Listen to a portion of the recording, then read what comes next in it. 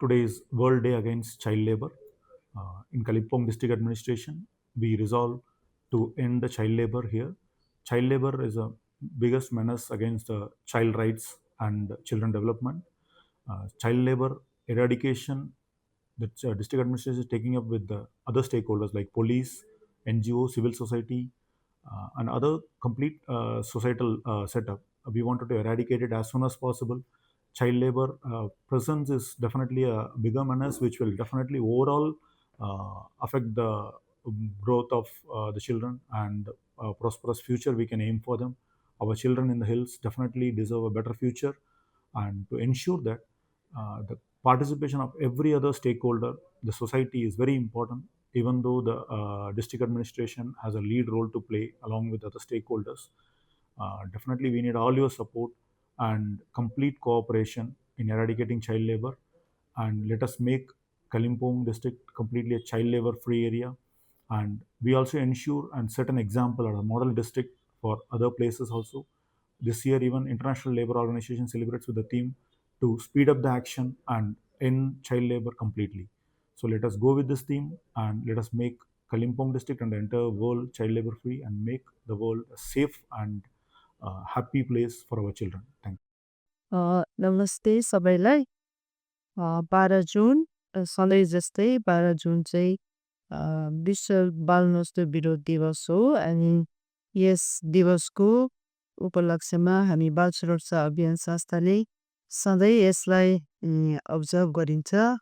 गाउँ गाउँमा सहरमा धेरैवटा प्रोग्रामहरू राखिएर अनि हामी बाल सुरक्षा अभियानले सधैँ यस दिनलाई धेरै मान्यतापूर्वक मनाउँछौँ। हामी बाल सुरक्षा अभियानको यो 20औं वर्षको यात्रामा हामीले बाल सुरक्षा अनि हितको लागि चाइल्ड राइट्स एन्ड प्रोटेक्सनमा काम गर्दाखेरि बाल मजदुरमा लागि परेका बालबालिकाहरूलाई धेरै महत्त्व दिएर काम गर्यो। किनभने हामीलाई लाग्छ कि यी नानीहरूले सानोभन्दा सानो उमेरमा कठोरभन्दा कठोर परिश्रम गर्नु मजबुर भएको कारणले गर्दाखेरि उनीहरूको जति पनि अन्य हक र अधिकार जस्तै सुरक्षा, पढाइ लेखाइको, आमा बाबाहरूसँग एउटा राम्रोसँग जीवन बिताउने जुन चाहिँ उमेर हुन्छ त्यो उनीहरूले गुमाउँछ। बाल मजदुरीमा लागेका जति पनि बालक बालिकाहरूलाई उद्धार गर्न,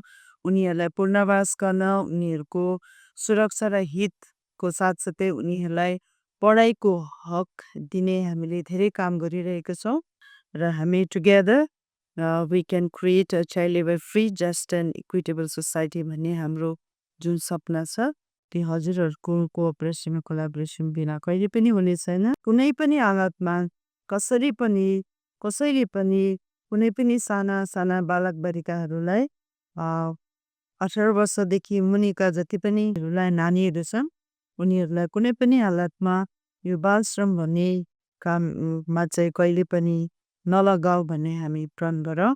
थ्याङ्क यू। नमस्ते।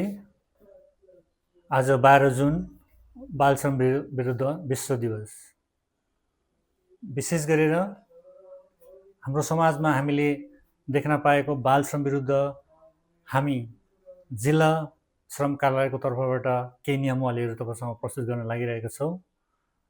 विशेष जसले पनि यो बाल श्रम विरुद्ध काम गर्छन् उहाँहरूलाई कानुन आइनगत तरिकामा कम्तीको पनि 20,000 वा त्योभन्दा बेसी 50,000 रुपियाँसम्मको तपाईहरुलाई जरिमाना लाग्न सक्छ। त्यो मात्र नभएर तपाईहरुलाई कम्तीको पनि 6 महिना अथवा 2 वर्षसम्मको जेल पनि हुन सकिन्छ। वा जसले यो कानुनलाई घरिघरि रिपिटेडली भायोलेट गर्न खोज्नुहुन्छ तपाईहरुलाई 3 सालसम्मको जेल पनि हुन सक्छ। यसकारण हामी जिल्ला श्रम कार्यालयको तर्फबाट यही भन्न चाहन्छु, जति पनि हाम्रो समाजमा बाल श्रम छ जसलाई हामीले देख्न सकेका छैनौं तपाईहरुले आफैले बुझेर यसलाई